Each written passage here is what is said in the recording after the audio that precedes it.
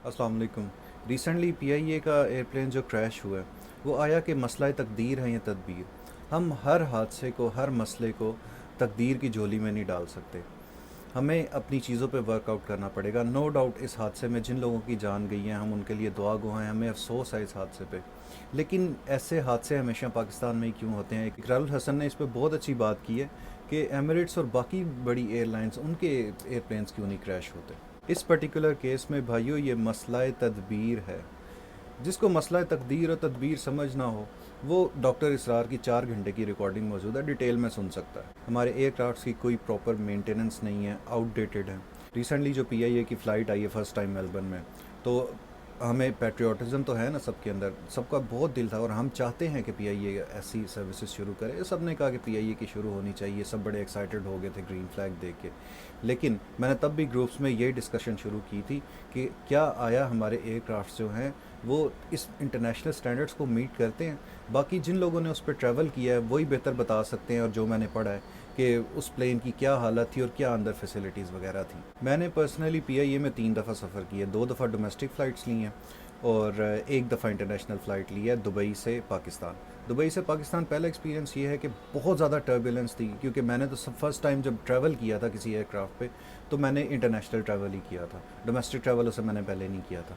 तो जब दुबई से मैं पाकिस्तान आ रहा था तो इतनी ज़्यादा टर्बुलेंस मैंने आज तक किसी एयरक्राफ्ट में नहीं देखी। कोई वेदर कंडीशन नहीं थी। डोमेस्टिक ट्रैवल किया रिसेंटली कराची से सियालकोट अपनी फैमिली के साथ, मेरी वाइफ और बच्चे के साथ। इतनी टर्बुलेंस और इस तरह जहाज़ ऐसे झटके खा रहा था। मेरी वाइफ ने तो पहली दफ़ा ट्रैवल किया था, यकीन करें वो पता नहीं उसने कौन कौन सी दुआएं और क्या क्या नहीं पढ़ दिया। वो तो कह रही थी कि आज ये गिरे गिरे और आज हम ये मरे ही मरे। भाईजान हमारे एयरक्राफ्ट्स आउटडेटेड हैं। वो एरिज़ोना के एयरप्लेन ग्रेवयार्ड में जब लोग छोड़ देते हैं ना मरने के लिए प्लेन्स को, कि बस इनकी मुद्दत ख़त्म हो गई, एक्सपायरी ख़त्म हो गई है, तो उस ग्रेवयार्ड से ये सेकंड हैंड लेते हैं और इसको फिर मज़ीद 10-15 साल चला देते हैं। जिस प्लेन की लाइफ ही तकरीबन 15 साल है उसको मज़ीद 10 साल चलाई जाते हैं। तो यही हाल होना है ना।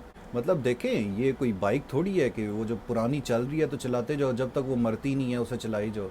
भाई ये एक एयरक्राफ्ट है जिसमें आप 200 से 300 पैसेंजर लेके जाते हैं, और इस पे अगर ये कह देना कि बिल्कुल तकदीर का फ़ैसला था, बस आई हुई थी, इसी तरह बेशक मौत बरहक है, हर एक को आनी है। लेकिन इस तरह ये तो वही बात है जनाब कि अगर आप एक गाड़ी में बैठ जाए, उसकी ब्रेक फेल्स हैं, 200 किलोमीटर पर आवर की स्पीड पे आप जा रहे हैं और आप ये एक्सपेक्ट कर रहे हैं कि अल्लाह ताला आपको बचा लेंगे। चले एक आध को बचा भी लें अगर, लेकिन अगर 100 बंदे इसी तरह ही निकलते हैं तो उनमें से कितने बचेंगे वो आपको ही पता है।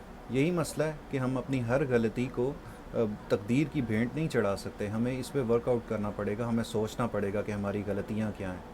पीआईए बेशक हमारी नेशनल एयरलाइन है, उसे रिवाइव भी करना चाहिए, हमें उसे सपोर्ट भी करना चाहिए, लेकिन हम कैसे सपोर्ट कर सकेंगे अगर हम अपनी लाइफ स्टेक पे लगाएंगे? कोई अपनी लाइफ स्टेक पे नहीं लगाएगा। और हमारे लिए तो बहुत आसानी हो जाएगी, 12 से 13 घंटे का सफ़र रह जाएगा और हमारा तकरीबन एक दिन बच जाएगा जो बीच में स्टॉप ओवर्स में हमें वेट करना पड़ता है। तो आखिर में यही कि बहुत अफसोसनाक वाक़या है, बहुत अफसोसनाक वाक़या है। जो नुकसान हुआ है, जानी नुकसान हुआ है, उसकी कोई तलाफ़ी नहीं की जा सकती। जो माली नुकसान हुआ है, हो सकता है वो जिन घरों पे गिरा है सारी ज़िंदगी लगा के वो घर बने हों, तो माली नुकसान की तलाफ़ी भी इतनी आसान नहीं है, जानी नुकसान की तो हो ही नहीं ना सकती। और हमें भी एज अ नेशन हर चीज़ को तकदीर पे नहीं छोड़ना चाहिए, क्योंकि अगर हम नहीं इनके गले पकड़ेंगे तो ये तो फिर इसी तरह कोई पायलट पे इल्ज़ाम लगा देगा, कोई किसी पे लगा देगा, तो कोई किसी पे लगा देगा। जब तक इन्हें अपनी गलती का एहसास नहीं होगा तो तब तक काम ठीक नहीं होगा। आखिर में मेरी सबसे गुजारिश है कि आप सब अपनी नमाज़ों के बाद जो लोग शहीद हुए हैं उनके लिए दुआ करें। अल्लाह पाक उन्हें जन्नत फिरदौस में आला मकाम अता फ़रमाए और अल्लाह आप सबको भी जज़ाए खैर अता फ़रमाए। आमीन।